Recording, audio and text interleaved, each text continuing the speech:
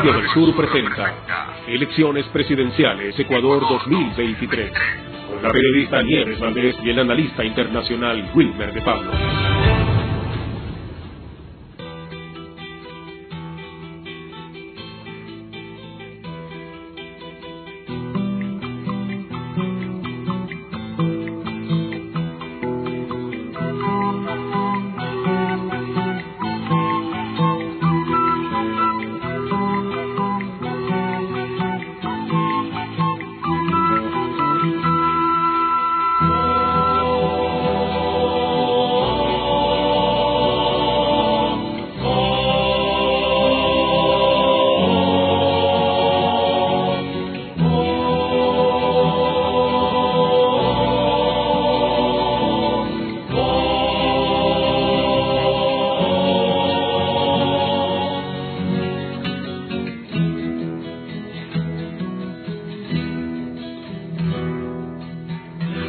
Dejas la casa, la fortuna, el cielo, batallas con las beatas, con el mundo, te conviertes en ángel errabundo, flor impetuosa y pura de tu suelo. Vas a vivir perenne en el desvelo y esparciendo mensajes tan rotundos. Te enfrentas al gendarme furibundo que te condena en falta duro duelo.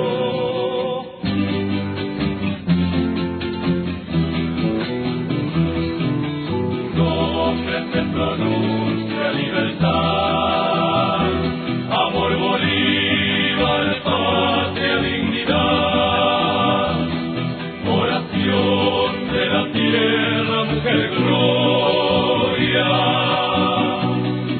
azul libertadora, mi Manuela, estrella pasional, clavo y canela, aire resplandeciente de la historia.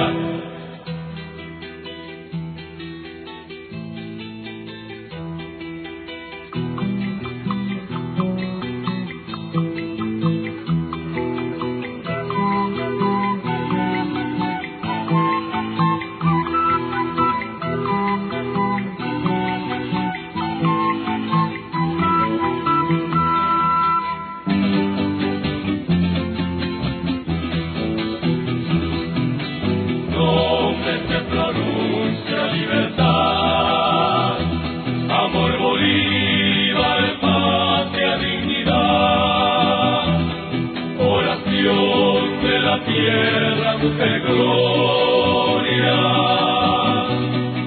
azul libertadora, mi Manuela, estrella pasional, clavo y canela,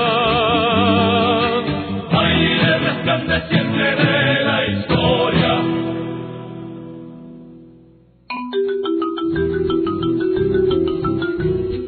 Bueno, muy buenas tardes a todos nuestros usuarios y usuarias de la Radio del Sur. Bienvenidos a este programa especial, hoy que se hacen esta segunda vuelta de las elecciones en el Ecuador.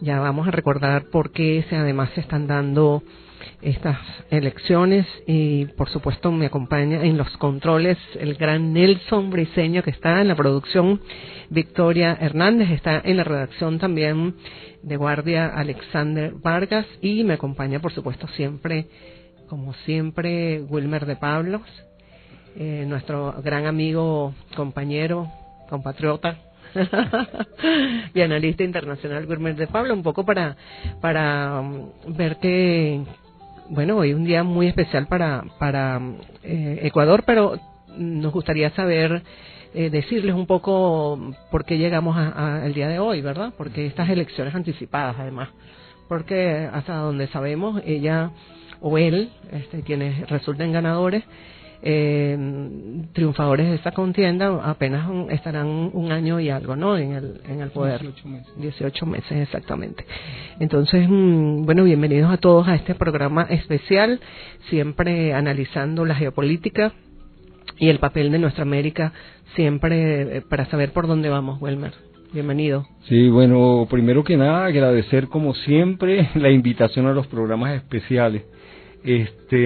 Para mí es un honor y un privilegio estar compartiendo aquí contigo, Nieves, presidenta de la Radio del Sur. Además, un privilegio saber que desde uno de los más hermosos proyectos del presidente Hugo Chávez, que con esa visión hacia el sur global, que si antes no lo teníamos claro, hoy nos queda más que claro que el sur global o el nuevo sur o el nacimiento del mundo multipolar nos invita a defender y hacer lo que nos corresponde desde la Radio del Sur, un espacio tan importante en la nueva geopolítica que hoy se nace, que hoy se fortalece en el mundo multipolar. Sí, y desde aquí además queríamos solidarizarnos, ¿no?, con nuestra hermana Telesur, que ya por allí, como decía el presidente Chávez, bueno, si ladran por allí los perros, como decía el Quijote, algo estaremos avanzando, ¿no? Y creo que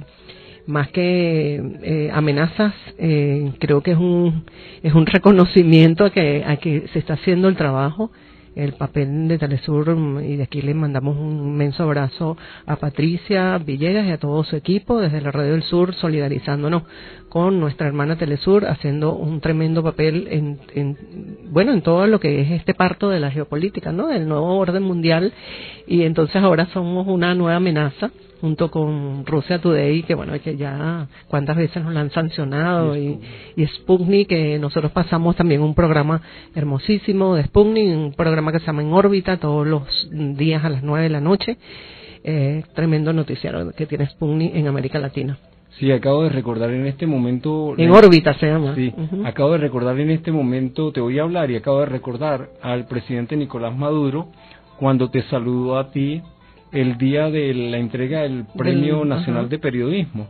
Y tú te pusiste de pie y él dijo, si tenemos a Telesur, también tenemos que tener una Radio del Sur, a las hermanas, por supuesto. Sí. Y yo, por supuesto, me solidarizo a tu comentario, a Telesur, a la amiga, hermana Patricia Villegas y a todo el equipo que la acompaña, porque definitivamente una sanción contra nuestro gobierno, una sanción contra nuestros funcionarios desde el imperialismo norteamericano no es más que una medalla y un reconocimiento a que vamos por buen camino. Y por supuesto nuestra solidaridad a Telesur, al equipo que acompaña a Patricia Villegas, y desde la Radio del Sur, como lo acaba de decir nuestra queridísima Nieves Valdés, nos solidarizamos porque definitivamente comunicar y decir la verdad es lo que asusta al imperio norteamericano, y por eso vemos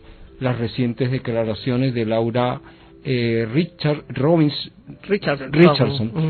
en el reciente video, nada menos que el Comando Sur, cuando amenaza y cuando dice que Telesur, Sputnik y RT, Russia Today, se dedican a desinformar. O sea, que es vergonzado, además, ¿no? Cuando el monopolio de la desinformación lo tienen ellos en sus manos, el capitalismo lo tienen ellos en sus manos, que además lo financian, que además tienen sus laboratorios de guerra negra y que además utilizan los anclas para distorsionar la verdad y manipular la mente de nuestros pueblos. Pues desde la Radio del Sur, junto a todos ellos, a esa gran trilogía de equipos y de hermanos, seguiremos haciendo lo propio para defender la verdad desde la comunicación. Así es. Bueno, y como la orden del presidente Nicolás Maduro es que estemos en vivo también por las redes de la Radio del Sur, también pueden vernos, escucharnos por @la Radio del Sur en Instagram.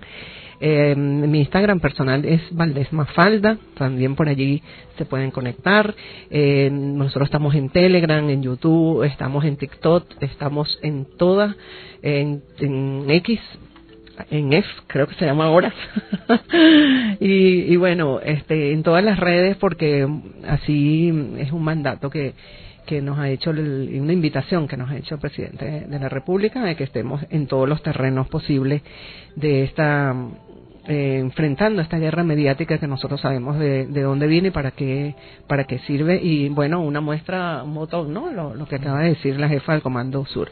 Pero bueno, queríamos más bien decir un poco por qué se llegó a estas elecciones anticipadas.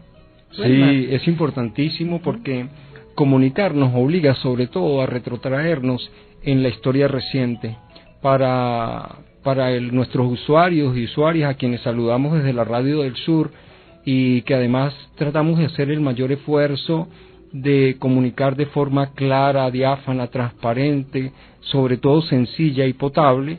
Tenemos que rescatar que estas elecciones anticipadas son el producto de un intento de juicio político contra el actual presidente Guillermo Lasso, cuando el día 15 de mayo se vio atrapado y utilizando un supuesto del artículo nunca recuerdo si es 184 o 48, es un tema ahí de dislexia, sí, pero el supuesto tercero de ese artículo, diciendo que se encontraba en un momento de conmoción en su país, él apelaba a ese artículo y a ese supuesto y dictó un decreto de muerte cruzada, que además a conveniencia, además. Sí, claro, que además el Tribunal Constitucional debió dejar sin efecto, debió anularlo, pero de no haberlo hecho, por supuesto, el Consejo Nacional Electoral en los 7 días siguientes estaba obligado a llamar a elecciones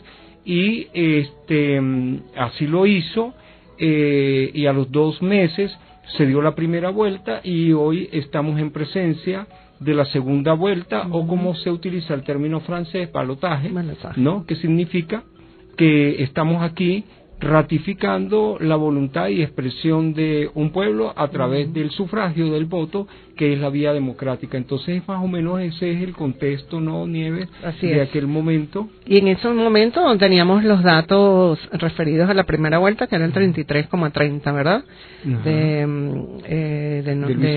De Luisa González, que es digamos que es la representante del correísmo, ¿verdad? En Ecuador, y que las últimas encuestas han dado un crecimiento vertiginoso de su fuerza, ¿no?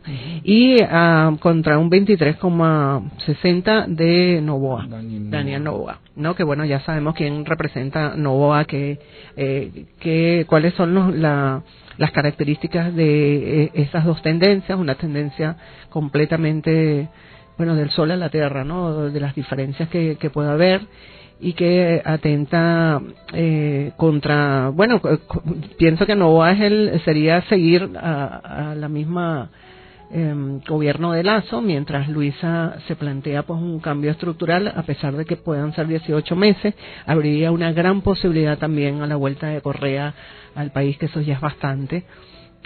Pues recuerden todo lo que las artucias que se le han hecho a Correa, contra Correa, así como contra su bueno, ¿te acuerdas todo lo que allí se armó, ¿no? Contra los dirigentes del correísmo, que también forma parte también de la estrategia hacia el sur, ¿no? Contra Cristina y Kirchner. Y por supuesto tratar de enlodar a estas personas para que o Lula, ¿no? Lula es una gran, Dilma son unos grandes ejemplos de cómo entonces las artucias desde el punto de vista legal se manejan para enturbiar entonces la carrera de estos dirigentes.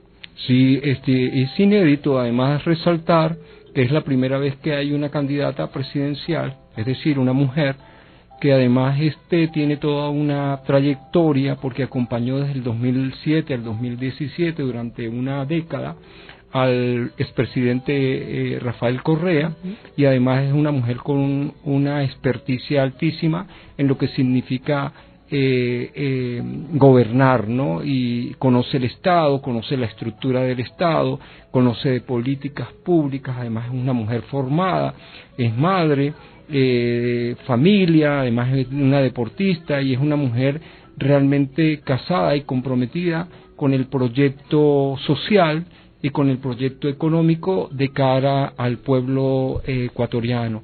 También es importante resaltar que es la primera vez que se tiene a un candidato tan joven, a un millonario tan joven. Sí, señor, lo que representa Noboa, ¿no? En lo que sí, como tú lo acabas de decir, ¿qué representa Noboa? Noboa representa casualmente la élite, la oligarquía. Es un niño que nació en la cuna de oro, como decimos nosotros en este país, que además estudió en las mejores universidades del mundo, entre esas Harvard, donde normalmente forman a hombres como Leopoldo López, como Capriles, como María Corina Machado, es decir, donde se forma la élite que en el futuro se supone debería gobernar para los intereses de las grandes transnacionales, y del Estado profundo. O sea, ahí no hay mayor comparación, mayor análisis, y hemos visto a este joven, un outsider, es decir, un aparecido, que de repente obtuvo el 23,6% en la primera vuelta, y que semióticamente el impacto lo obtuvo, o el reconocimiento, o su mayor estrategia fue haber llegado al primer debate, con un chaleco que alucía a que él representaba la seguridad del país en medio de todo esto. Bueno, Fernando Buenabad, maestro también de Nieves, que además acompañó su tesis de magíster recientemente, nos ha enseñado lo que significa la imagen, la semiótica, los colores, todo lo que significa visualmente una campaña, ¿no?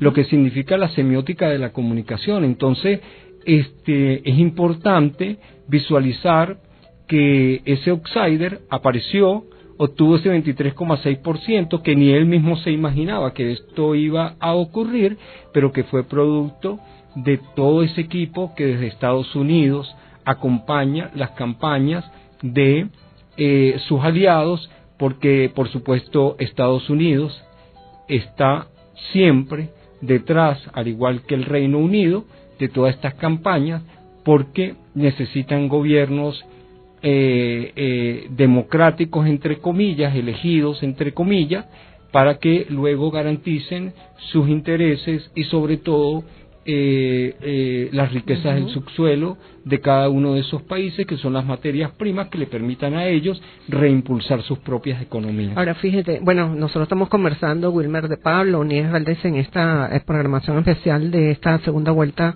de las elecciones en Ecuador, y nosotros lo que estamos haciendo es un preámbulo de lo que aconteció en esa primera etapa, por qué se llegó a esta segunda vuelta, cuánto tiempo va a durar quien resulte ganador en esta contienda en el día de hoy. También bien interesantes los debates que también se hicieron allá, ¿no? Vamos a hablar un poquito de eso. Yo estuve viendo por redes sociales, porque además Luisa González muy asidua, su campaña ha sido en las redes, ¿no? Y bien interesante todas sus propuestas, inclusive visuales, ¿no? Bien agradable. Ayer sacaban un video, por cierto, de quién era la que mandaba entre ella y Correa. Entonces ella le daba una pera de boxeo y Correa salía fregando los platos. Algo así como que la que manda es ella, pues. Pero es un poco la semiótica, ¿no? Lo que estamos hablando de Fernando Buenabad. Bueno, muy agradable todo lo que es su puesta en escena en las redes, pero además muy profunda, porque además tiene que ver con políticas, digamos, de participación de las mujeres, recobrar un poco lo que el correísmo también significa, que es darle digamos, el primer plano a las mujeres, y sobre todo a la mujer indígena ecuatoriana, la parte sobre todo de la educación se ha inclinado, y muy importante entonces el tema social, el tema de la violencia, ¿no? Como ella lo ha dicho, que prácticamente Ecuador se le ha permitido ser un estado violento, casi que forajido. Eso sí es un estado forajido, porque es que nadie está a salvo en el Ecuador. Y también el tema netamente económico, ¿no? Que dice que es importante recuperar la economía, que ellos las han prácticamente se le han dado en bandeja de plata a las grandes transnacionales y al Fondo Monetario Internacional. Sí, Nieves, tú acabas de tocar un punto que es muy importante y que en este momento uno tiene que rescatarlo, y es el tema de los debates. Fíjate lo que sucedió en el primer debate y lo que sucedió en el segundo debate. El primer debate, que realmente no es ningún debate, ¿no? Porque es que desde el punto de vista metodológico, tú no puedes poner a debatir a 7 personas, eso no tiene metodológicamente ningún imposible sentido. Poder además. No, además que un debate se supone que es la confrontación de unas ideas, de un proyecto, ¿no?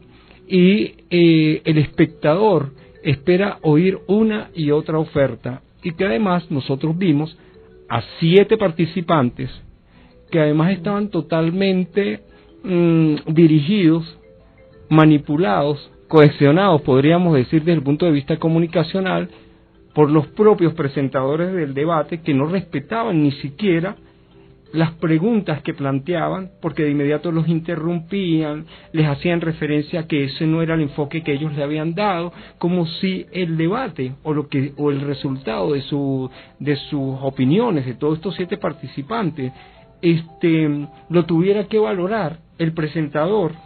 O sea, la estrella era la presentadora o el presentador. O la presentadora, cuando se supone que el debate va dirigido al elector. Claro.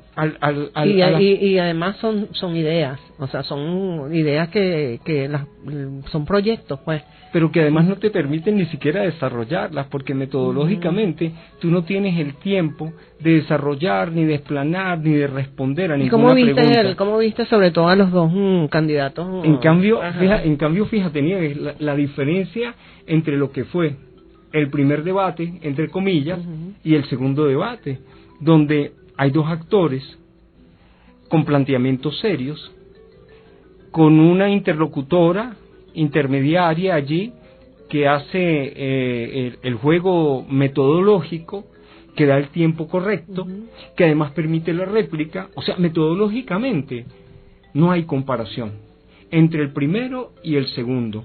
Pero fíjense, el resultado o la apreciación que el pueblo de Ecuador haya tenido sobre el planteamiento de Daniel Noboa y el planteamiento de Luisa González tiene que ser diametralmente opuesto en resultados a lo que vimos en la primera fase. Entonces es importante hacer referencia a que evidentemente Luisa González, producto de su experiencia de 10 años acompañando el correísmo del 2007 al 2017, tenía de forma clara los planteamientos de las políticas públicas de salud, de educación, de seguridad, mientras de género, que además hizo algo extraordinario al final cuando mencionó a todos los que quedaron por fuera, es decir, a las etnias, a las mujeres, a los obreros. Realmente fue en ese sentido extraordinario. Pero vimos del otro lado a un Daniel Noboa que carecía realmente de conocimiento, de manejo de gestión de Estado, de políticas públicas, sino que siempre se refería al mismo punto y sobre todo no tenía argumentos de peso, de formación, de planificación, de visión de Estado que pudieran de alguna forma hacerle contrapeso a Luisa González. Yo pienso que por eso es importante lo que tú acabas de mencionar en relación a los debates, porque la simple comparación de lo que fue, entre comillas, el primero y el segundo debate pone ante los ojos del pueblo, ante los ojos del electorado, ¿sí?, que pueden comparar, que pueden realmente contraponer en la figura. Así es. Bueno, estamos conversando con Wilmer de Pablo, analista internacional, amigo de esta casa, de la Radio del Sur, haciendo análisis.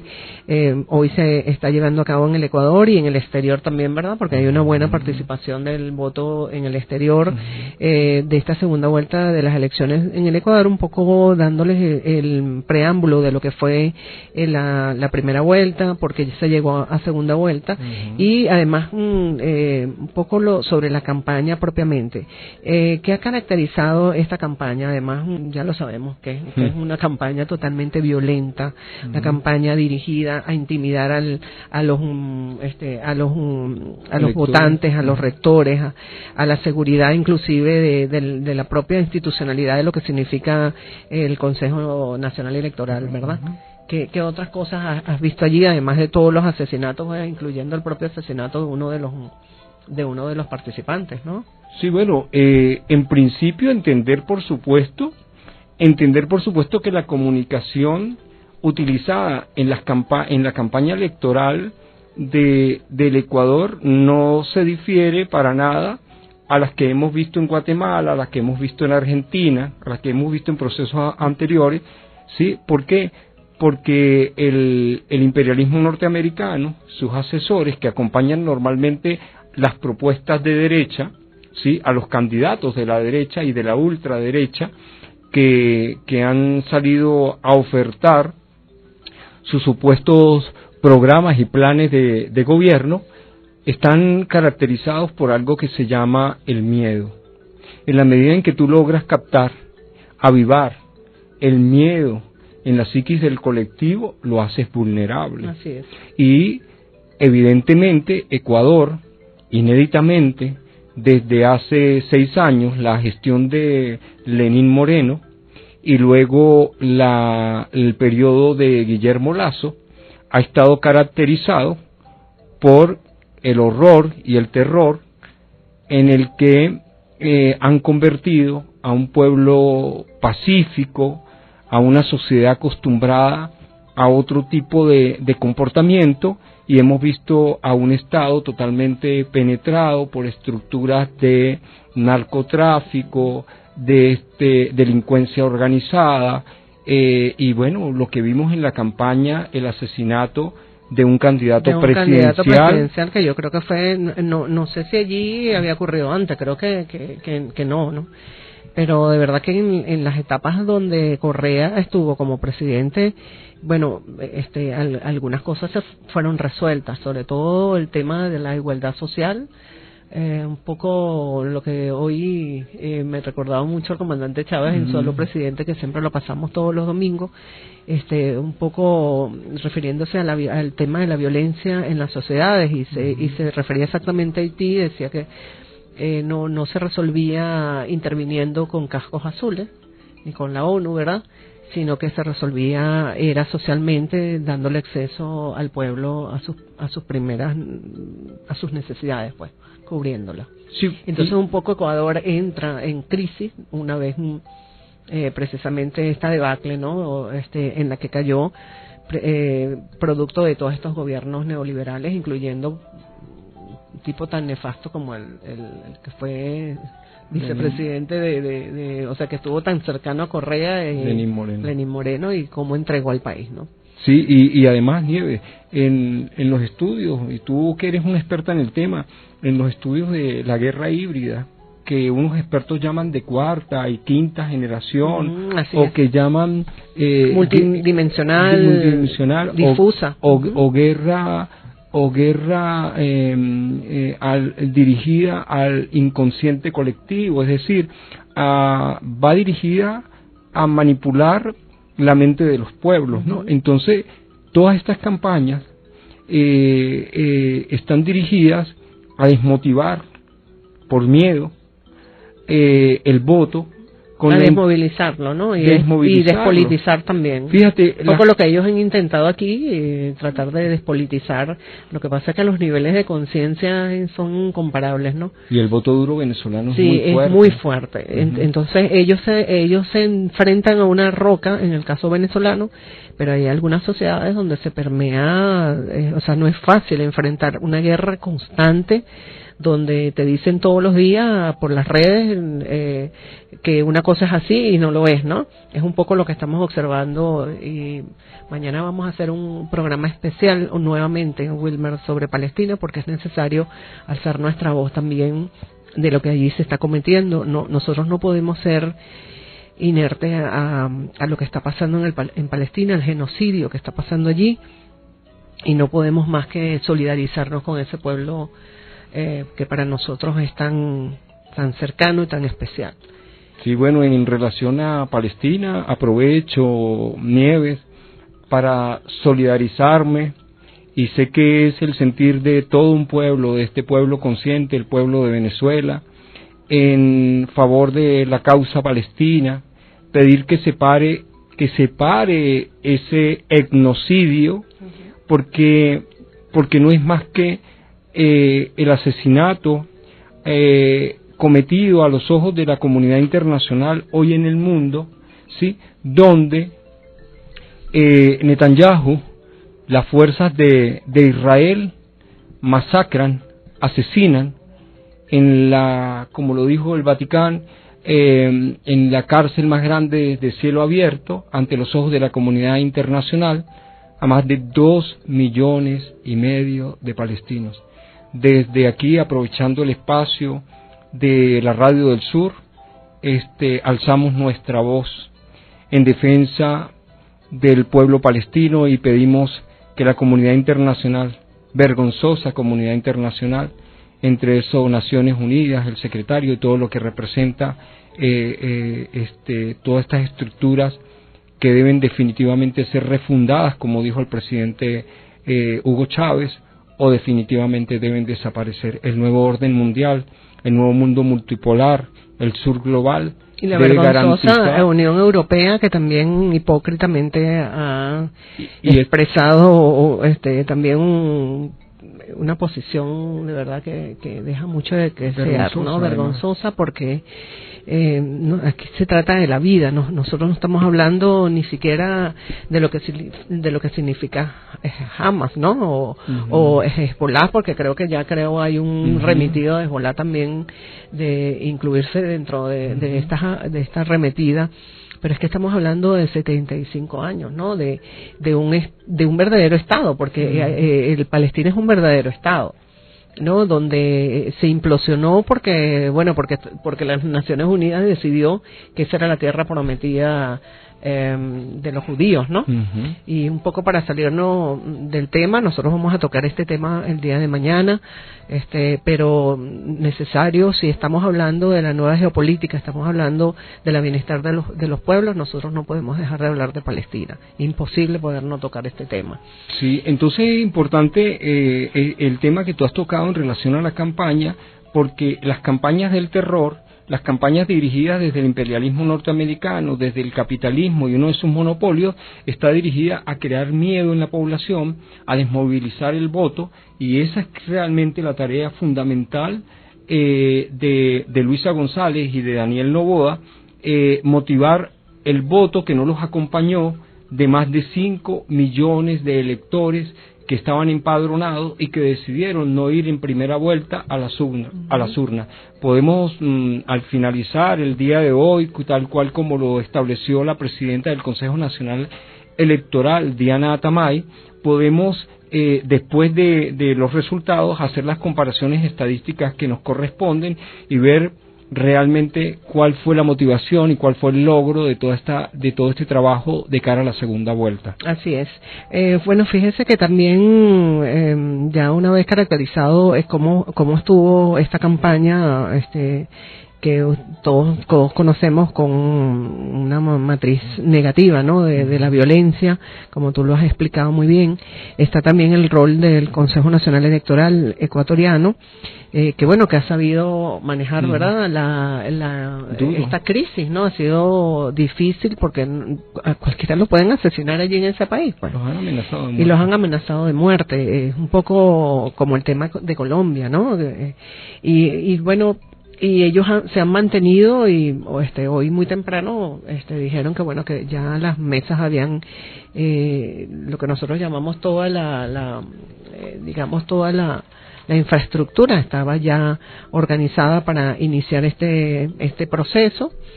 Y ya nos va a dar algunos datos Wilmer, que los tiene por allí anotados, acerca de de precisamente cuánto es el voto, cuántos votan a nivel nacional, cuántos votan en el exterior. En el exterior recuerden que también hubo toda una especie de manipulación para que dejaran de votar en el exterior, un voto bien importante que tiene además el correísmo en el exterior.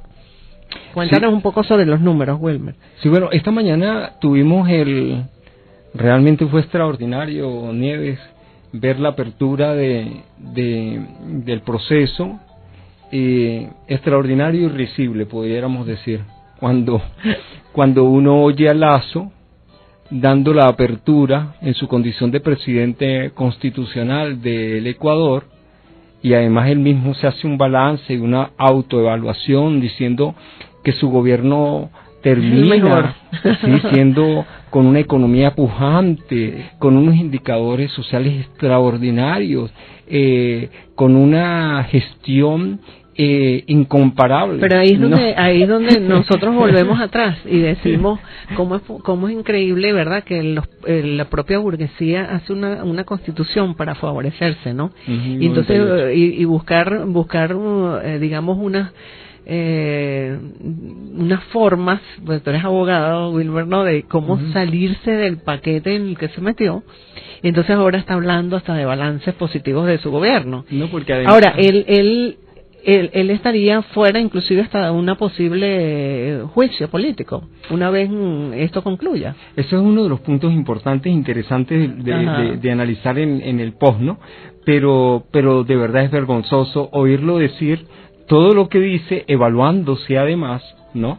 Evaluando además su propia gestión y olvidando que casualmente nos encontramos en un proceso de elecciones anticipadas, producto de el desprestigio político, su caída de popularidad a los niveles más bajos, el elemento de la corrupción, la vinculación con los grupos albanos de mafia, el narcotráfico, bueno, cualquier cantidad de cosas, pero él hace abstracción, una especie de disociación, ¿no?, psicológica, de que él vive definitivamente en un mundo paralelo. Realmente no es que viva en un mundo paralelo, lo que pasa es que ellos fueron formados con principios distintos a los nuestros y ellos ni siquiera se sonrojan. Pero es importantísimo rescatar del inicio de esta mañana, cuando la presidenta del Consejo Nacional Electoral, Nieves, Diana Atamaica, señala que al proceso están invitados más de 13 millones de electores de los 18 millones y medio del Ecuador.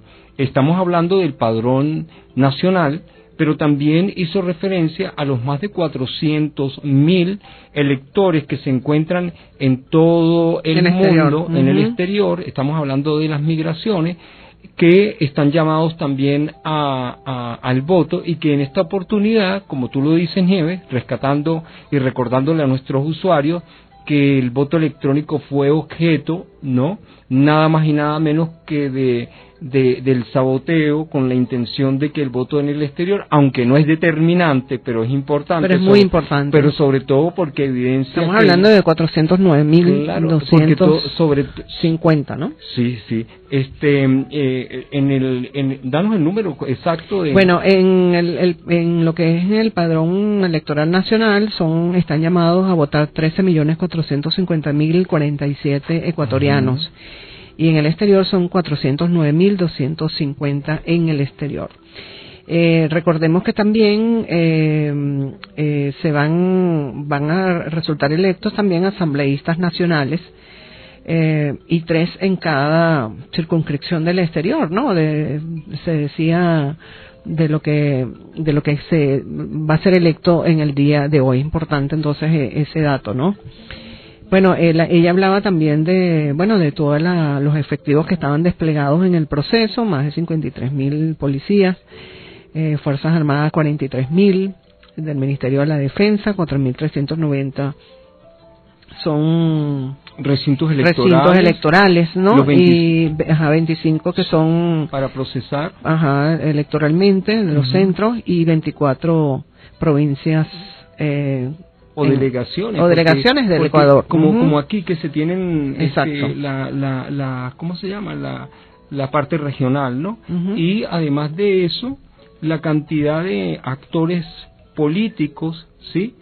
Que serían 72.533 delegados, ¿no? De las organizaciones políticas. Sí, importantísimo señalar el número referido a los observadores internacionales. Que por cierto tenemos diputados venezolanos que están observando este proceso, porque por allí me envió una reseña sobre eso nuestra diputada Jaspe, Azucena Jaspe. Entonces ella también está dentro del grupo de parlamentarios que viajaron para el exterior. Serían 2.557 observadores internacionales. Oveeduría. Importantísimo, Nieves, todas esas cifras. ¿Y cuánto es el cierre? A las 5 de la tarde, hora del Ecuador. 17 hora del Ecuador. Y en este momento es importante, Nieves, señalar que una vez que se logre el cierre, ¿no? 279.244 funcionarios de las juntas receptoras procederán a realizar el conteo, y que en su mayoría, dijo la presidenta del Consejo Nacional Electoral esta mañana, son jóvenes universitarios. Es realmente interesante los números que nos acaba de señalar Nieves, en el sentido de que todas estas numeraciones, todos estos números dados por la propia Diana Atamay, la presidenta del Consejo Nacional Electoral, ponen en evidencia que definitivamente el rol del Consejo Nacional Electoral es plausible. Hay que aplaudir al Consejo Nacional Electoral de Ecuador, que ha hecho un enorme esfuerzo a lo interno y a lo externo, que además se ha hecho acompañar del Ministerio de Interior y Justicia y del Ministerio de la Defensa para garantizar la transparencia, el voto de los ecuatorianos. Muy bien. Bueno, esto es un poco lo que ha sido el Consejo Nacional Electoral hasta el día de hoy, porque hoy es precisamente quienes están asumiendo, ¿verdad? Digamos, la vigilancia del voto, las Fuerzas Armadas, las Fuerzas Policiales y, por supuesto, lo que significa para hoy, como lo dijimos, esta segunda vuelta de estas elecciones en el Ecuador. Nosotros tenemos en línea a una compañera, ¿verdad? De inmediato vamos a hacer contacto con ella. Tenemos a Xiomara Alay. ¿Cómo estás, Xiomara? Bienvenida a la Radio del Sur. ¿Cómo estás? Buenas tardes, mi estimada Nieve y mi estimado Wilmer. ¿Cómo has estado? ¿Cómo has estado? Wilmer y Nieves. Mira, Nieves, sí, gracias por ese espacio que nos está dando para darle información a nuestra comunidad. Así es. Xiomara, tú eres candidato por la circunscripción explícanos, de América Latina, ¿verdad? El Caribe y África. Sí, señor, yo soy candidata alterna. Ajá, explícanos un poco esto. O sea, nosotros somos candidatos de la circunscripción de Latinoamérica, porque ya que existen 3 circunscripciones. Está la de Europa y está la de Estados Unidos, donde en cada circunscripción hay 2 se están ¿cómo se dice ahorita? Otra vez definiendo dos curules por cada circunscripción. Exacto. Bueno, nosotros hemos venido haciendo como un análisis de por qué se llegó al día de hoy, Xiomara, un poco tu visión antes de que nos cuentes cómo está la situación en este momento, qué reportes tienes, ¿verdad?, de cómo se lleva a cabo el proceso, pero me gustaría saber tu opinión también de cómo con todas las vicisitudes pues se ha llegado el día de hoy finalmente, ¿no? Bueno, en el transcurso de la mañana sí, la fluidez de compatriotas fue muy larga, o sea, las colas han sido extensas, pues, pero ya a esta hora de la tarde, 12:48, ya ha fluido bastante. Están todavía abordando compatriotas para ejercer su derecho, ya que en la primera vuelta fueron anuladas el proceso electoral por la cuestión de que hubo fraude electoral con el sistema telemático que se había aplicado. Este sistema se viene aplicando desde desde febrero, cuando hubo una consulta, hubo elecciones nacionales de alcaldes, gobernadores, y nosotros en el exterior solo tuvimos a una consulta, votar por una consulta. Bueno, en vista de eso, se volvió a hacer el mismo procedimiento para estas presidenciales y resulta que no fue efectivo. Lamentablemente, como lo dije anteriormente, hubo fraude electoral donde en las 3 circunscripciones quedaron candidatos que no se habían visto ni siquiera haciendo campaña electoral. Son candidatos improvisados. Y entonces me imagino que el voto electrónico se aprovechó precisamente para eso, Xiomara. Exactamente, se cayó el sistema, un proceso el cual tenía que comenzar desde las 9 de la mañana, comenzó eso de la 1:30 de la tarde, con muchos problemas, se cayó el sistema, según ellos, que el sistema se cayó, que hubo hackeo, en fin, bueno, un poco de cosas que todavía ellos, en vista de que no pudieron dar efectivo, como se dice, aprobar de que no hubo problema, bueno, las 3 circunscripciones de nuestro movimiento, se tuvo que pronunciar para que esto no se diera anulación a este proceso, pues porque el fraude fue demasiado notorio. Sí, Xiomara, Wilmer, desde aquí te saludo.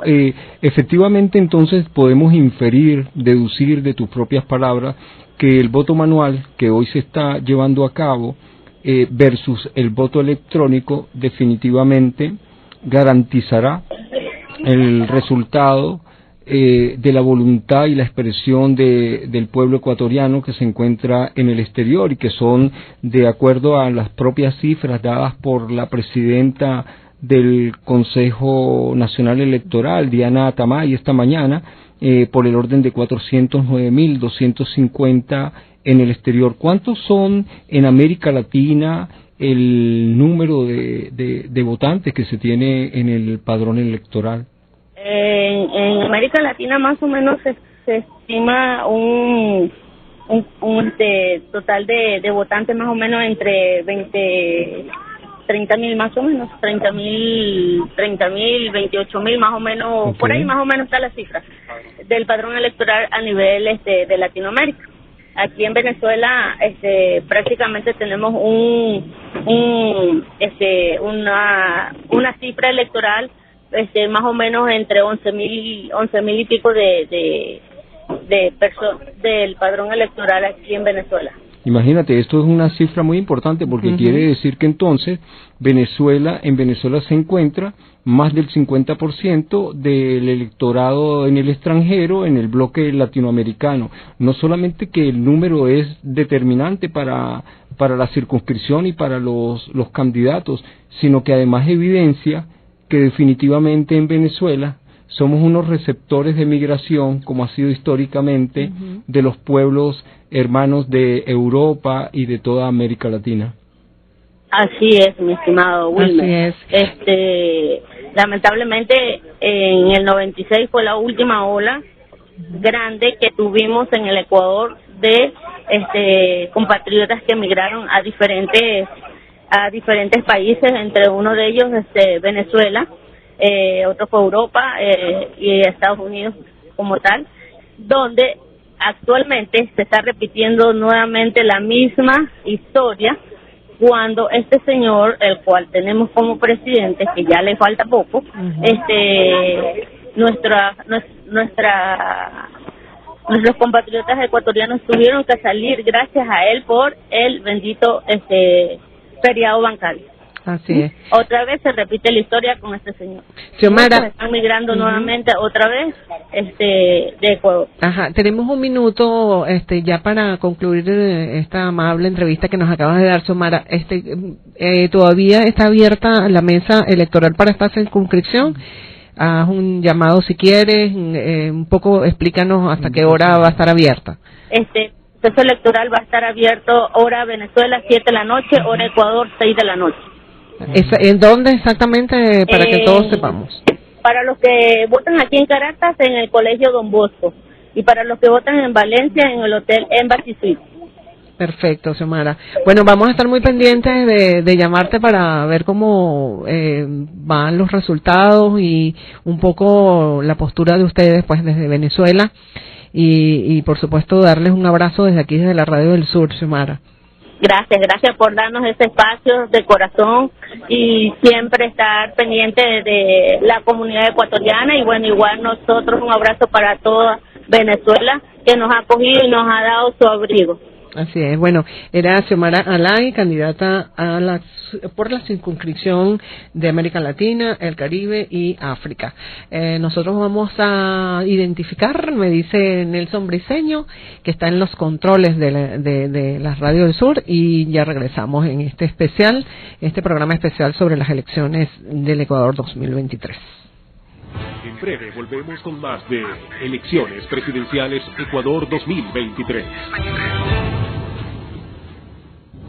Estamos de vuelta con Elecciones Presidenciales Ecuador 2023.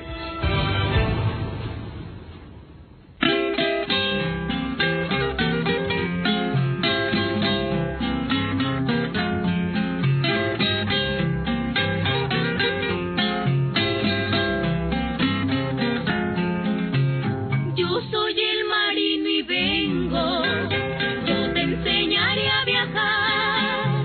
Yo soy el marino y vengo, yo te enseñaré a viajar. Rodaré contigo el mundo buscando felicidad. Rodaré contigo el mundo buscando felicidad.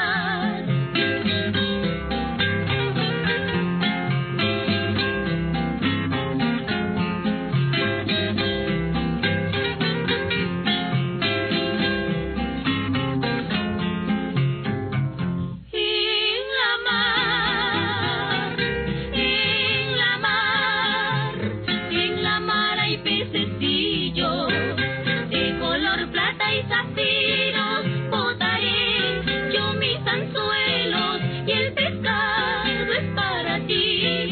Botaré yo mis anzuelos y el pescado es para ti.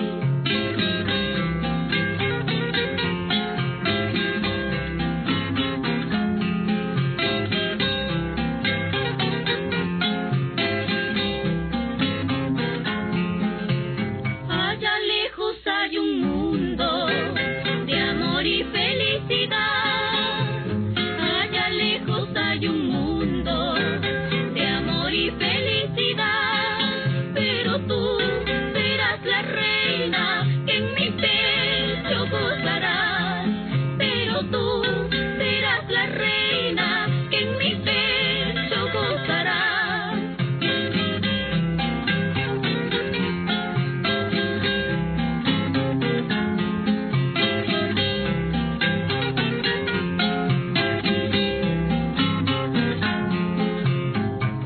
Ya verás, mañana cuando yo muera, no te has de acordar de mí, pero yo desde mi tumba solo he de pensar en ti, pero yo desde mi tumba solo he de pensar en ti.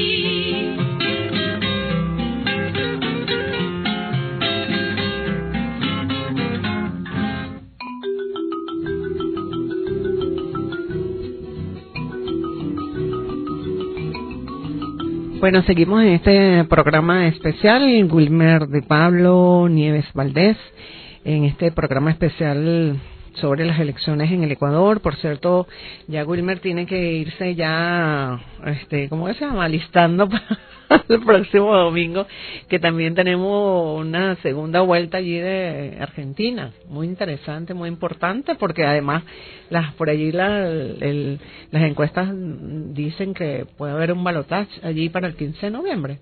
Sí, tú sabes que yo desde el principio te he dicho que tengo mis reservas, por supuesto, en relación a al tema de Argentina, ¿no? Yo Argentina la manejo desde otra perspectiva que compartiremos, por supuesto, claro, en ese programa especial, pero que realmente hay que verla desde otro enfoque. Son otros los intereses que vamos a analizar, por cierto, geopolíticos, porque todo es geopolítica, todo sí, es cierto, todo es el mundo se está manejando desde el sur global, como tú lo has indicado, y así es que lo debemos entender. Todas las cosas que suceden en un punto de nuestra América tiene que ver con el mundo, y lo que está pasando en el mundo tiene que ver con nosotros. Por eso es que nada está desconectado.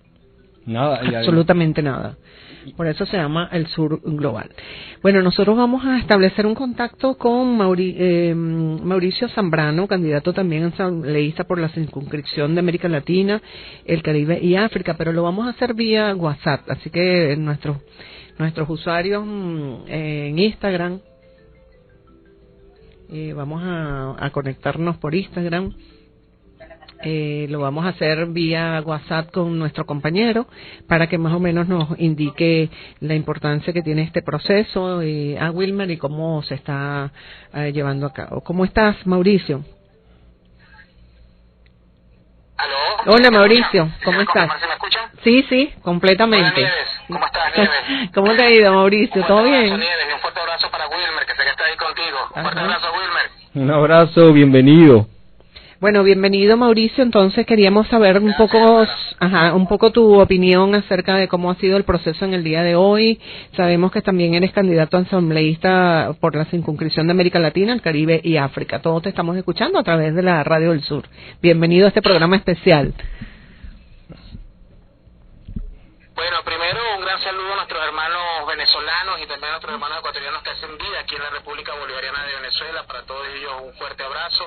A quienes nos sintonizan en este momento por la Radio del Sur, gracias por permitirnos en esta ventana comunicacional poder informar cómo ha sido llevado adelante el proceso de las votaciones para las elecciones anticipadas 2023 del Ecuador, una fiesta democrática. El proceso aquí en el Colegio Don Bosco de Altamira se ha llevado de una forma progresiva, donde la ciudadanía ha venido a ejercer su derecho al voto. Aún hay ciudadanos llegando. En este momento yo me encuentro a las afueras del Colegio Don Bosco y yo ejercí mi derecho al voto, y hay gente llegando en este momento. Justamente están buscando, su forma para acceder a votar. Tienen que venir con su cédula de identidad. Y ha sido un proceso muy tranquilo, sin ninguna novedad hasta ahora. Sí hay algunas mesas con unas situaciones de lentitud, pero es por las personas que quizás desconocen un poco cómo votar, el proceso, y bueno. Pero el horario de la votación termina a las 7 de la noche. Es importante que nos escuchan en este momento, que los ciudadanos ecuatorianos vengan a votar.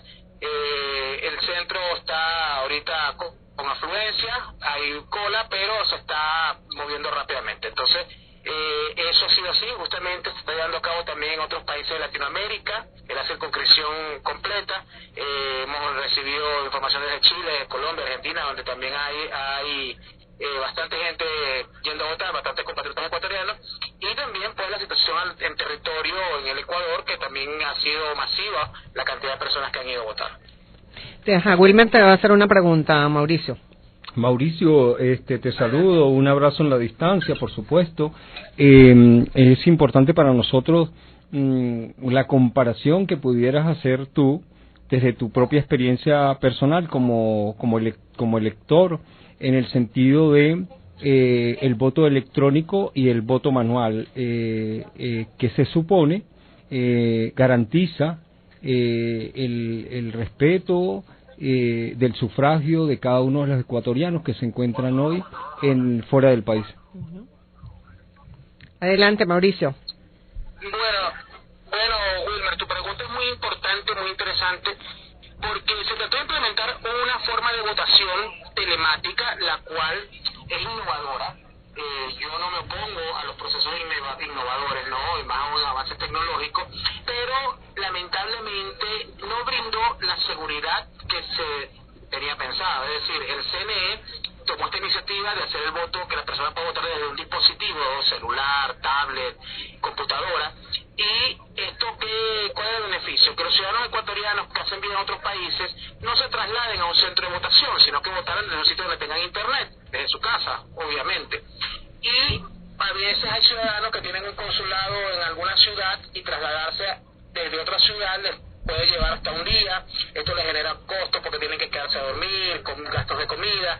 Entonces, por la distancia, es beneficioso si lo ve desde ese punto de vista, pero no brindó la seguridad que uno esperaba, los protocolos de seguridad, a las encriptaciones adecuadas, todos estos temas tecnológicos, y se generó un tema porque votaron por otras personas que no podían votar o que no tenían acceso a votar telemáticamente, que no se podían registrar. Otras personas votaron por ellos. Es más, había un doble clic que tú hacías a la flechita retrocediendo en la computadora o el dispositivo y te permitía ingresar solo colocando la fecha de nacimiento de la persona y podías votar por la persona. Incluso nosotros aquí denunciamos el caso de un compañero que vino desde Ecuador hace más de 2 años, que hizo cambio de domicilio, no podía votar aquí, tenía que votar en Ecuador de forma presencial. Y votaron por él porque le llegó la papeleta de votación electrónica, le llegó a su correo, es decir, votaron por él. Entonces, eso fue un fraude, fue una burla para el pueblo ecuatoriano, fue una burla para toda la ciudadanía y más aún para los hermanos migrantes. Entonces, se buscaba ese beneficio, pero en realidad terminó siendo como una manera de buscar unos votos que no tenían. Incluso fíjate que no le funcionó tanto porque la tendencia de América Latina, la votación fue favorable del 45%, y a los candidatos asambleístas que la tendencia se les dio a haber mantenido igual, no pasó lo mismo. Incluso en Venezuela, donde logramos conseguir 3.400 votos, solo nos valieron 800 votos, diciendo que las actas estaban inconsistentes. ¿Qué acta? O sea, ¿qué acta puedes levantar tú cuando el voto es telemático, es directo y es una máquina la que lo procesa y lo envía a otra máquina? No puede existir una acta. Entonces nos invalidaron esa cantidad y solo nos valieron 800 votos. Solo ganamos en Venezuela, diciendo que habíamos perdido en otros países, cuando la persona que gana en otros países que no había hecho ni campaña, no habían salido, no conocían a esta persona. Entonces se evidenció el fraude, no solo pasó aquí, aparte de que nos quitaron 5 horas para poder votar. El proceso empezó a las 9 de la mañana y pudimos votar aquí en Latinoamérica a partir de la 1 a 2 de la tarde.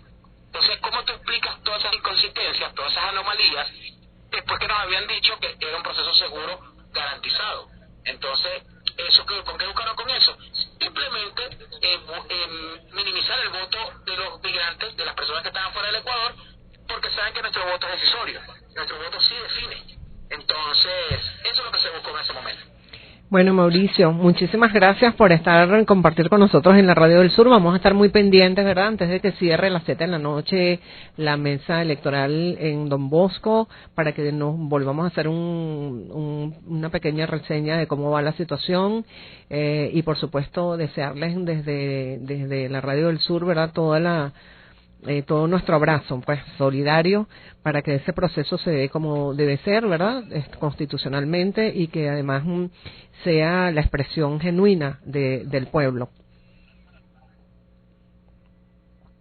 Adelante, Mauricio. Muchísimas gracias, y permíteme de nuevo gracias, Nieves, permíteme de nuevo poder invitar a la comunidad ecuatoriana que vengan a votar. Todavía están a tiempo, es una situación totalmente segura, no hay problema, las colas están fluyendo, se está votando con total normalidad, es una fiesta democrática lo que se vive aquí afuera con la gente se saluda, ve familiares, ve amigos, entonces que vengan a disfrutar la fiesta democrática y a esperar los resultados.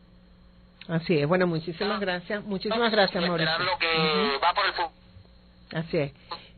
Bueno, muchísimas gracias a Mauricio Zambrano, candidato asambleísta de la circunscripción de América Latina, el Caribe y África, así como nuestra compañera que también estuvimos conversando hace algún ratico. Bueno, por aquí ya llegó nuestro invitado de honor. Además que él es un amigo de la casa, él es de la Radio del Sur, tiene un programa estupendo que nos da luces acerca de lo que es el sur global, la geoestrategia, ¿verdad? Como ahora se denomina, y todo lo que es la geopolítica. Por aquí le dice Nelson Briceño que se ponga un poquito al lado mío para que salga en el cuadro.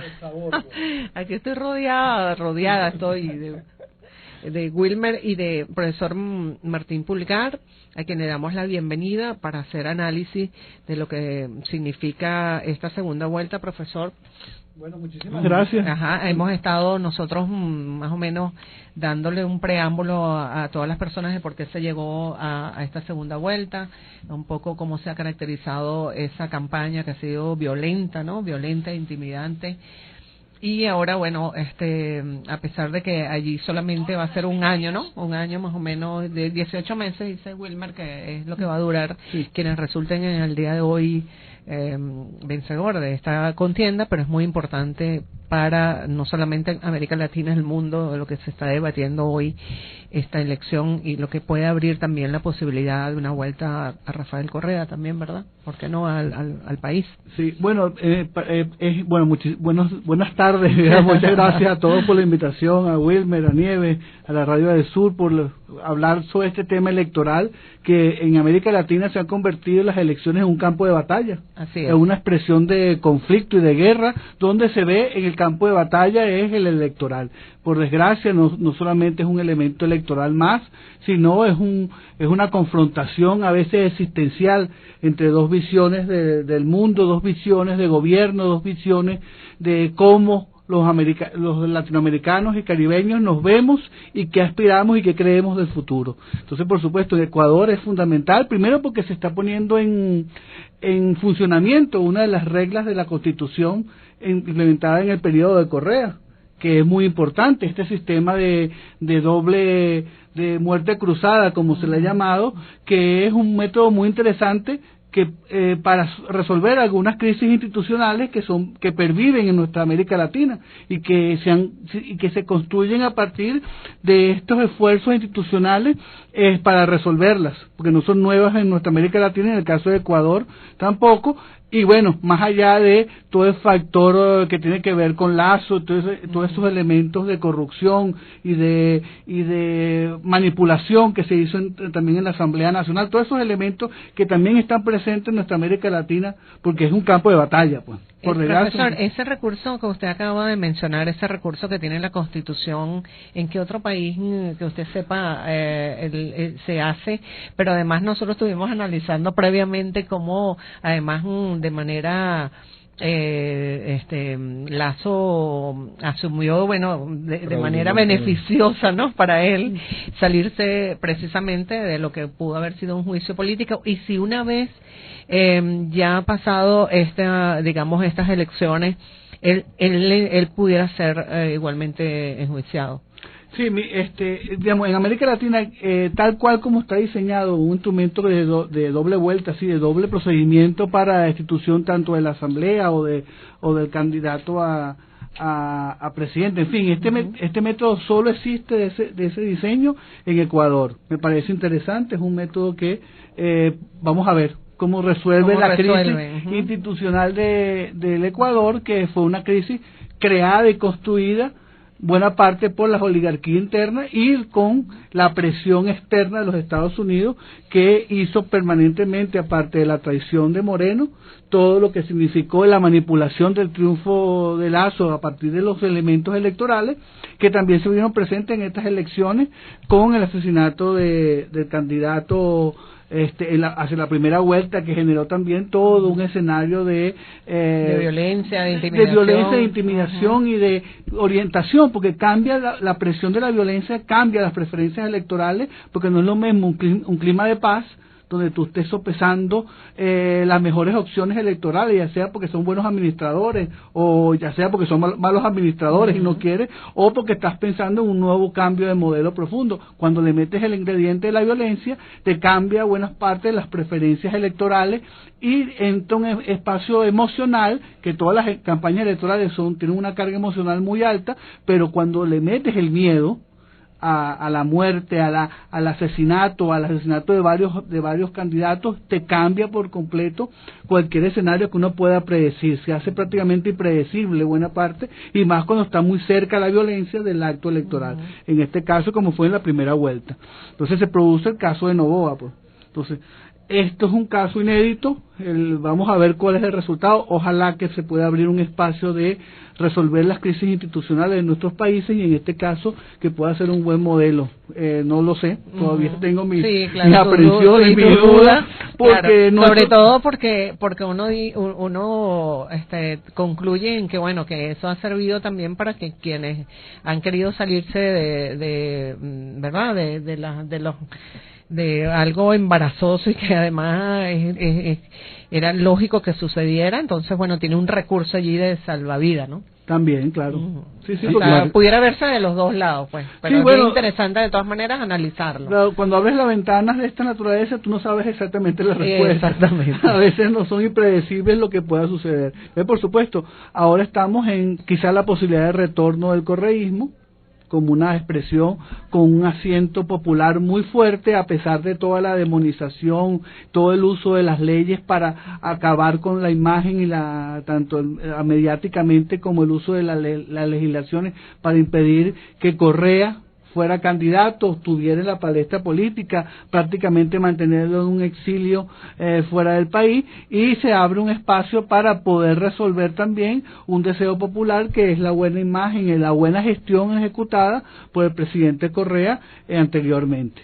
Ahí está ese hecho. Ahora, por supuesto, una disputa con un nuevo, de alguna manera, un nuevo actor, un nuevo viejo actor, porque está a un muchacho de 35 años, perdón la expresión de muchacho, porque después de los 18, 20 años en nuestra América Latina, todos ya son adultos y tienen experticia suficiente en muchos aspectos, pero un hijo de empresario, viejo en tanto que su padre fue políticamente un actor fundamental, representa la vieja oligarquía política ecuatoriana, que tuvo un papel terrible en la ejecución de buena parte de la destrucción del sistema político previo ecuatoriano, y que ahora su hijo, con aires renovados, con imagen de marketing renovado, se convierte en un actor que se vende como una especie de oxígeno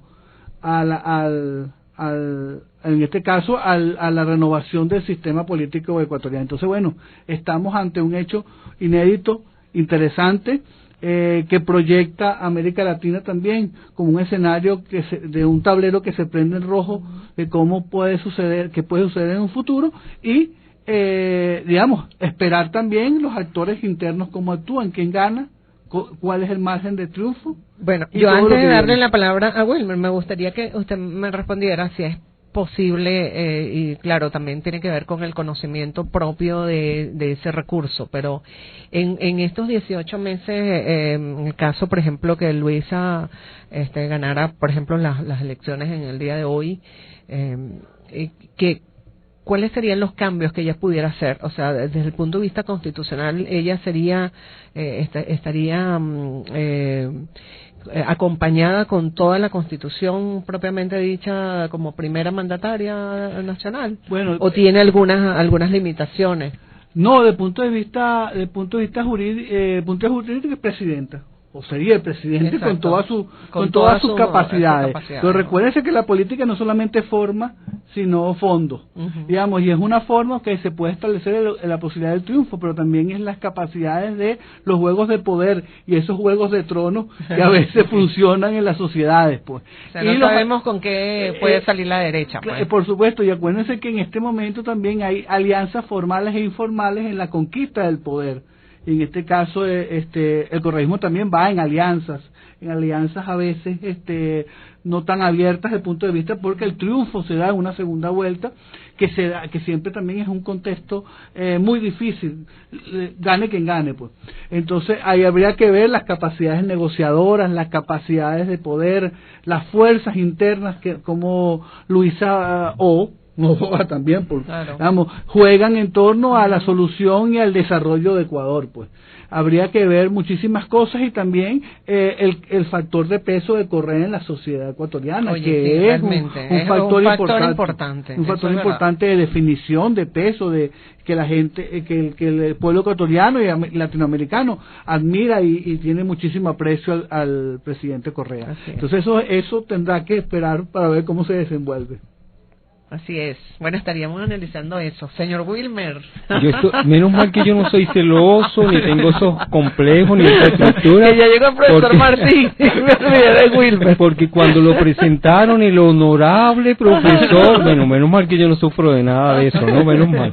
Y que además Martín es mi amigo y mi compañero de muchos años de nuestro trabajo en la Cancillería y en otros espacios, siempre procurando fortalecer el plan de la patria, el mandato constitucional y acompañando, tuvimos el honor y el privilegio de acompañar al presidente Nicolás Maduro en la Cancillería durante su gestión y esto nos hizo más cercanos, ¿verdad, Martín? Pero bueno, Martín, yo quiero resaltar 4 puntos importantes.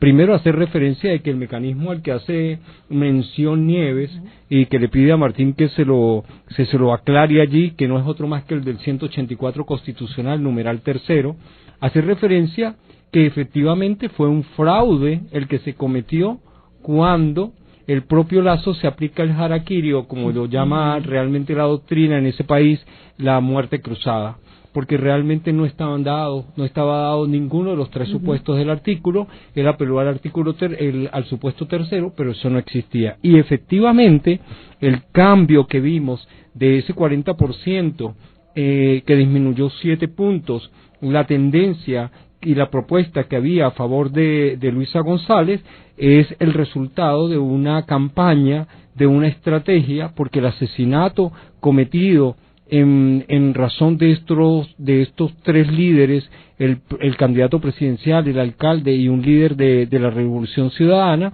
tenían como objetivo crear miedo en la psiquis del colectivo, lo que paraliza el voto y además cambia las tendencias. Pero además de eso, por supuesto tengo que mencionar que si bien es cierto Martín hace referencia a los 35 años de Noboa, no debemos dejar de utilizar el adjetivo que lo caracteriza. Es un joven millonario de la industria bananera.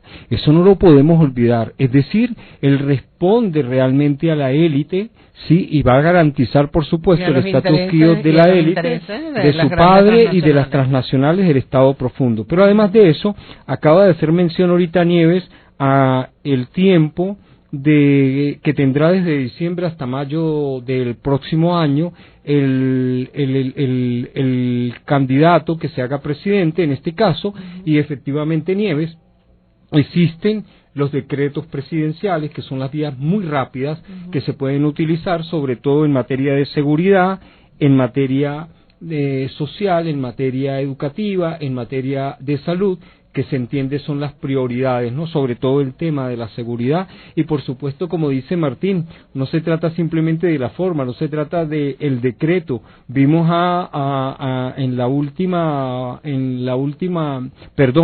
en el único debate que hubo, serio y responsable, ¿no?, que se dio entre Luisa y Daniel Noboa, en el que ella dijo el qué, el cómo y el cuándo, que fue lo que nunca dijo Daniel, que hacía referencia a voy a resolver tal cosa, pero no dijo cuándo y cómo iba a sacar los recursos ni cuándo es el tiempo. Ella sí, por supuesto que es una mujer con gestión pública. Importantísimo, porque Martín y Nieves, en estas palabras que me antecedieron, tocaron uno de los temas más importantes, que es el Estado institucional ecuatoriano, totalmente cuestionado. Por eso es que vemos a un ejecutivo que utiliza el fraude para no ser llevado a un juicio político. Por eso es que vemos a un legislativo que fue disuelto utilizando el mecanismo del fraude. Por eso es que vemos a un judicial que no se pronunció en relación de ese decreto, que pudo haberlo dejado nulo y obligado a Lazo a ir al juicio político y darle continuidad a la gestión. Y en el caso del electoral hemos visto la intimidación hasta de asesinato impresionante del electoral. Es como para la no movilización prácticamente. Prácticamente, para desmovilizarlo. O sea, no votes porque te vamos a matar. Pero esta mañana quienes tuvimos el privilegio de oír a Diana Atamay en la apertura, de verdad, mi aplauso de pie a esta ciudadana que con valentía dijo lo que tenía que decir allí y que además ha garantizado al día de hoy que todo este proceso, conforme a las garantías constitucionales, se dé. Pero además allí está el poder moral, porque recordemos que Ecuador, al igual que Venezuela, tiene 5 poderes. rompió la trilogía del poder, la trilogía del Ejecutivo, Legislativo y Judicial, tiene el poder electoral y tiene un poder que es el equivalente al poder moral aquí en Venezuela. Así es, profesor. Sí, bueno, de alguna manera ciertamente el uso de la violencia no es más que un instrumento para torcer el brazo, un instrumento de torcer el brazo de la voluntad del pueblo. Digamos, como decía, es importante que forme fondo siempre, y toda elección siempre tiene un espacio para sopesar lo que serían los hombres o mujeres que participan en los procesos electorales como líderes, como futuros administradores de la cosa pública, pero también como aquellos que hacen una propuesta de gestión, y muy especialmente en nuestra América Latina actual, en disputa permanente entre dos grandes bloques o visiones del mundo, y ahí en Ecuador es uno de los terrenos donde se ve, pero también, por supuesto, todo ese escenario de la violencia busca precisamente sembrar en el electorado una especie de fin del mundo, para que solo un hombre con una visión, en este caso Noboa, o un actor, pueda ejercer algún tipo de política de orden, ¿no? Política de orden que es la propuesta histórica de la derecha. Por supuesto que todo gobernante debe crear ley y orden para su pueblo, pero no está basado en esa visión de la ley y orden, sino también del progreso y del desarrollo económico, que es fundamentalmente lo que nos falta a nuestros pueblos en América Latina, que es la equidad. Ecuador es uno de los países más desiguales de América Latina, con la concentración de la riqueza, y prácticamente el ejercicio del poder siempre ha estado casi siempre en manos de las élites poderosas y oligárquicas del Ecuador. Entonces, por supuesto, Correa rompe eso, y el correísmo plantea romper eso. El caso de Noboa, como decía, es un joven viejo, es un joven, por supuesto, de 35 años con marketing elaborado para proyectarlo como un hombre de renovación, pero a la larga representa buena parte de los intereses de su familia y de lo que representa pues la oligarquía histórica ecuatoriana, escudado por supuesto a través de su padre y de sus familiares, pero su discurso es muy progresista también, ha construido un discurso de progreso, socialdemócrata, de reformismo, digamos, uno ve que hay la construcción de un marketing para también diferenciarlo de Lazo y también diferenciarlo un poco de Correa, ¿no? O sea, hay una construcción de marketing electoral interesante sobre ese candidato, inclusive la posibilidad de su triunfo en esta vuelta, prácticamente todas las encuestas le dan como ganador, excepto en los últimos tiempos que ya está prácticamente equilibrado. Uno se da cuenta que hay una manipulación para que sea Noboa desde hace tiempo inclusive. Sin embargo, hay que rescatar que en los últimos días es impresionante ver que además su discurso da las lecturas reales de las encuestas que no muestran, ha casi dicho públicamente que él no solo es de izquierda, sino que además él ha votado hasta por el correísmo en su oportunidad. Claro. Entonces, fíjate, le construyeron un marketing, sí, pero ahorita al final ha tenido que utilizar sabes que la derecha y la ultraderecha en el mundo no se sonroja para decir mentiras, no hay sino que ver el discurso de apertura esta mañana de Lazo. Pero aprovechando, Nieves, que tenemos aquí y este debate interesantísimo cuando se incorpora a Martín, porque cuando se incorpora a Martín le ponemos al debate un componente importantísimo que tiene que ver con la geopolítica, claro, y sobre todo con el Ecuador. Porque además hay que aprovechar, profesor Martín Pulgar, que estamos conversando con el profesor Martín Pulgar, Wilmer de Pablo, quien les habla, Nieves Valdés, en este programa especial, un poco sobre el papel que tiene Ecuador también en el ámbito de esta nueva geopolítica, en esta lucha por el nuevo orden mundial, y por supuesto que eso también pesa, ¿verdad?, dentro de la elección propiamente dicha en el día de hoy. Sí, bueno, por supuesto Ecuador es una pieza clave. Ahí vemos cómo todo el narcotráfico, inclusive todo lo que ha variado, el cordón de la geopolítica, como le llaman uno, la geopolítica y la geoestrategia de la droga, que se ha ido trasladando paulatinamente por todo el escenario del Pacífico, de Colombia, y que ha usado Ecuador fundamentalmente por la dolarización, por lo que eso significa el dólar en Ecuador, que que mucha gente lo pone como ejemplo, inclusive por allá por el Cono Sur, sí, como un modelo a seguir, pero también ese dólar también se usa para beneficio de todo este proceso de usar a Ecuador como un puente, como una cabeza de playa para todo lo que es el tráfico de drogas desde Colombia, fundamentalmente, y el norte de Perú, pero fundamentalmente de Colombia hacia todo lo que es los Estados Unidos y Centroamérica, desmontando toda la trama esa de que Venezuela es el país de paso, sobre la droga y todo ese discurso del Comando Sur de los Estados Unidos, porque es por allá, ¿no? Y fundamentalmente después de todo el escenario de traición de Moreno y de Lazo, exacto, cómo se ha ido transformando Ecuador en esa puente de la droga hacia los Estados Unidos vía Colombia, y después inclusive que lo planteó el mismo Petro, presidente de Colombia, cómo todo eso ha ido cambiando en función de ahora de las drogas sintéticas que ahora se están zombizando la sociedad norteamericana, que es impresionante. Entonces, bueno, aquí hay un escenario donde está Ecuador como un eje central. Estados Unidos tiene base en el Ecuador, las Islas Galápagos se ha convertido en una fuente de control de los Estados Unidos, después que habían sacado a Manta y habían sacado las otras bases Correa, cuando decía aquel ejemplo que decía, bueno, si está bien, si Estados Unidos quiere estar en Ecuador, nosotros ponemos una base en Miami. Ese chiste, por supuesto, no se lo iban a permitir, pero digamos, después de haber sacado la base norteamericana, vuelve otra vez a través de algunos, estos subterfugios de cooperación, el memorando, memorando, elementos que no son bases, pues sí, pero no, y donde tienen Estados Unidos una especie de base avanzada, presencia avanzada en las Islas Galápagos, que si se sigue por el camino de la derecha, seguramente se va a consolidar y profundizar ese escenario, que no es más que el mismo escenario de confrontación contra China y todos los elementos. Eso es lo que le iba a preguntar, profesor, que lo otro es la contención a China, ¿no?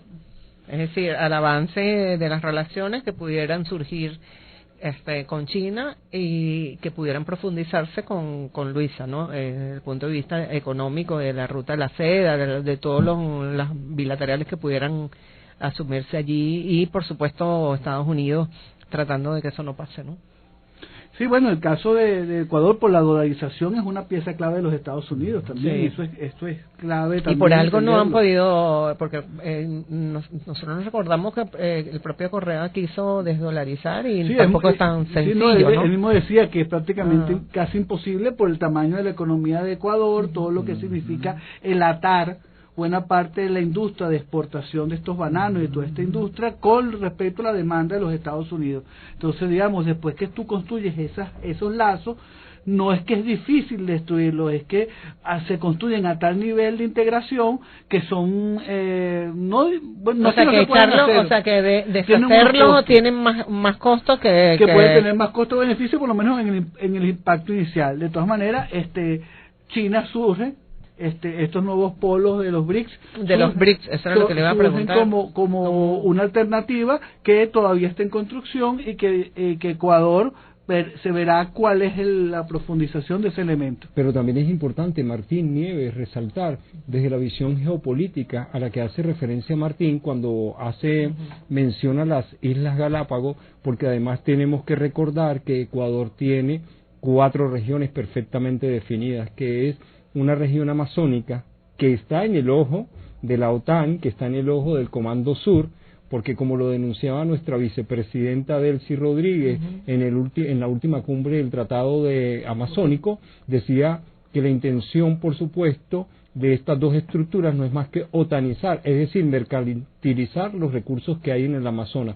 Pero además tenemos ahí otra región, que es la región andina, y esta región andina, que por supuesto va del norte al sur de Ecuador, es muy muy importante, por lo que significa una especie de muro de contención, pero la está parte también la del puerto, la ¿no? parte la de producción y de todo eso, pero además de eso está la parte litoral, es decir, la región de las costas, porque existen unos puertos de una importancia capital, sí, en 2 de esas provincias, como se llama allí, pero además en las propias Islas Galápagos no solamente la presencia del Comando Sur y de sus aliados, sino además que hace frontera con Centroamérica, específicamente con Costa Rica, y ahí están dadas unas condiciones desde el punto de vista geopolítico, es decir, uniendo la geografía a la política en la visión imperialista, de que el Ecuador para ellos es clave. Por eso es muy importante para ellos el triunfo de Daniel Noboa, porque esto significa, como lo acaba de decir Martín,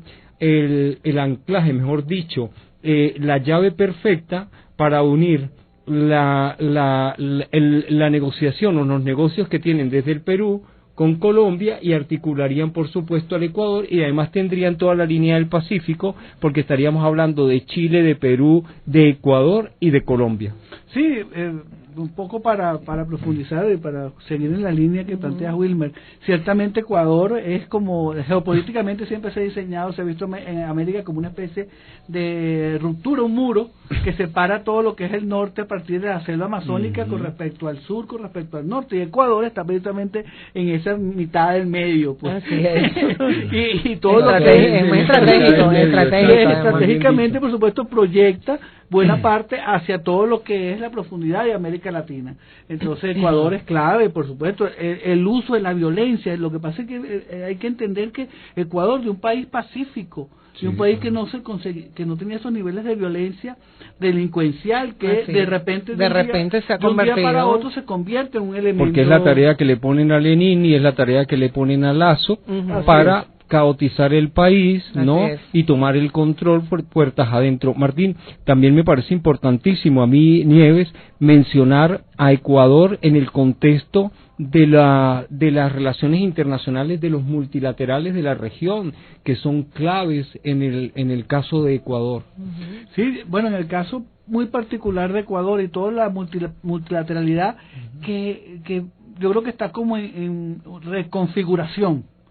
Porque la multilateralidad, por supuesto, está la vieja CAN, que sigue existiendo, que son parte Colombia, Ecuador, Perú, y Bolivia, de alguna manera, con su país bisagra, con el Mercosur, que Petro planteó que Venezuela retomara el volver a la CAN, producto también del fracaso del Tratado de Libre Comercio entre Colombia y Estados Unidos, porque al final prácticamente absorbió su industria, y el mercado venezolano le permite a la industria colombiana poder colocar su proceso a través de la CAN. Entonces, digamos, esa reconfiguración está presente.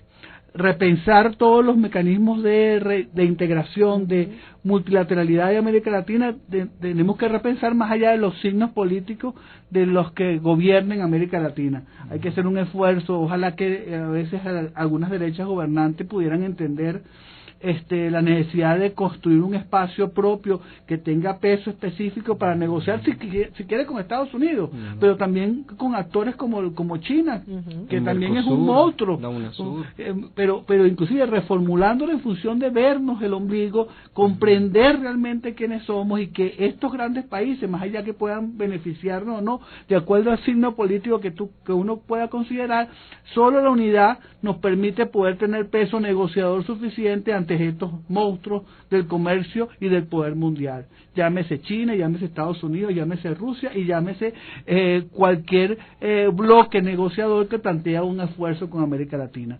Y ojalá que pudiéramos madurar algunos, fundamentalmente la derecha, que ve en cualquier posible negociación o alianza para consolidar el peso de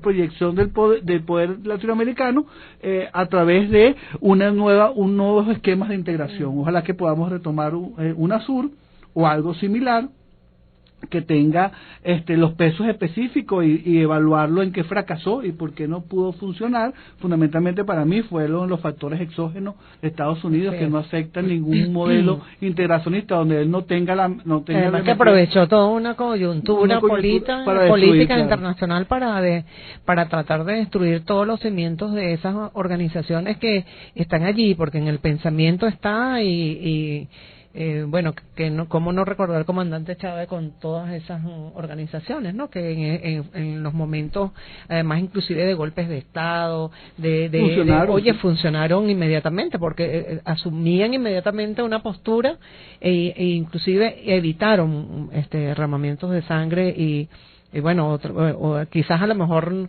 no pudieron abortar golpes de Estado como el de Honduras, pero allí estuvieron presentes, ¿no? De manera, digo yo, protagónica. Y denunciaron ante el mundo. Digamos, porque si no, quizás...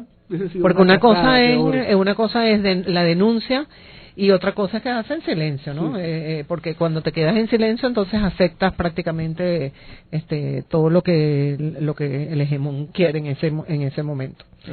Bueno, nosotros estamos ya por culminar este programa especial, todavía tenemos, ¿no? Hasta las 50. Hasta las 50 dice Nelson, que le demos play, ¿vale? Bueno, muy interesante lo que está diciendo el profesor, ¿no? Wilmer, que otro aspecto te gustaría, además, que el profesor, dentro de su análisis geopolítico, pueda mencionar sobre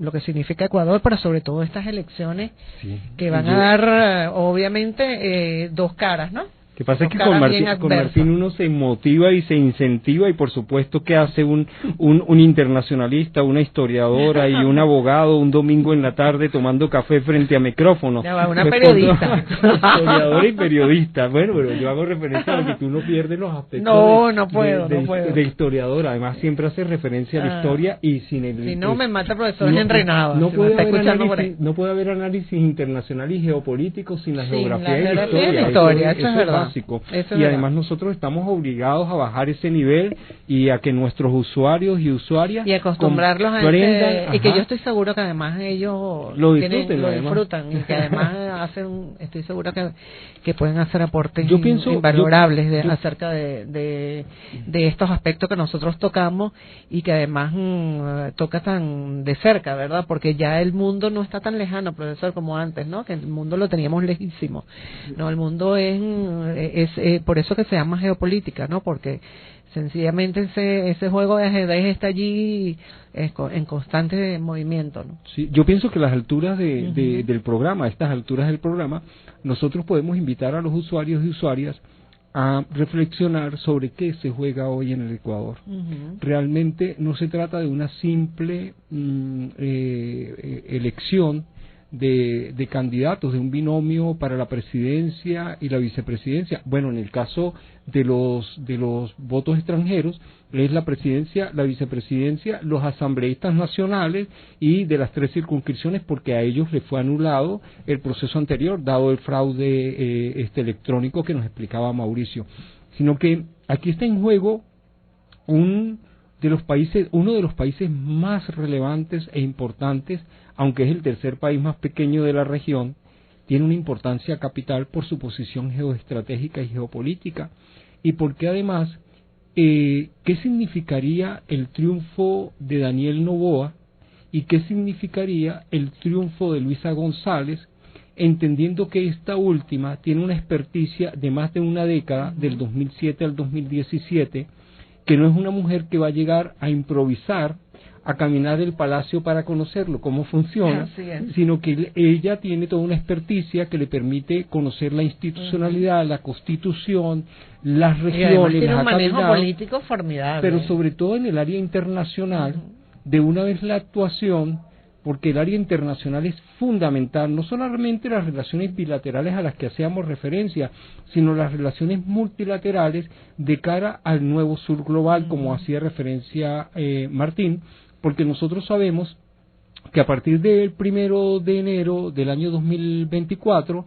asume la presidencia de los BRICS la Federación Rusa, es decir, Vladimir Putin, y por supuesto Vladimir Putin, a diferencia por supuesto del presidente sudafricano, tienen estilos y formas distintas, y ya nosotros conocemos que son más de 40 las solicitudes de países que quieren integrar el nuevo BRICS, y por supuesto Ecuador es clave, aunque quienes han presentado y formalizado son Nicaragua, Argentina, Venezuela, en la región latinoamericana, pero por supuesto estaría seguro que el triunfo de Luisa González sería de inmediato, daría como resultado la incorporación o la solicitud de inmediato al BRICS, que significaría que Luisa se haría acompañar, que el Ecuador se haría acompañar de una estructura, de un organismo multilateral nuevo en el nuevo sur global. Sí, bueno, por supuesto que digamos, en este momento, como decía, no solamente es una elección entre dos administradores por la cosa pública, ¿no? O sea, por los recursos. Por los recursos, sí. Digamos, en América Latina eso ya casi no sucede. Sí sucede todavía en algunos países, pero la mayoría son dos grandes visiones, dos grandes bloques de pensamiento, totalmente distintos. A veces más radical, a veces menos radical, a veces más cooperativos entre ellos, pero son dos visiones del mundo que tienen desde qué hacer desde el Banco Central, la moneda, hasta cómo se alinean las esferas internacionales y los poderes internacionales. En el caso de Ecuador está presente ambos elementos.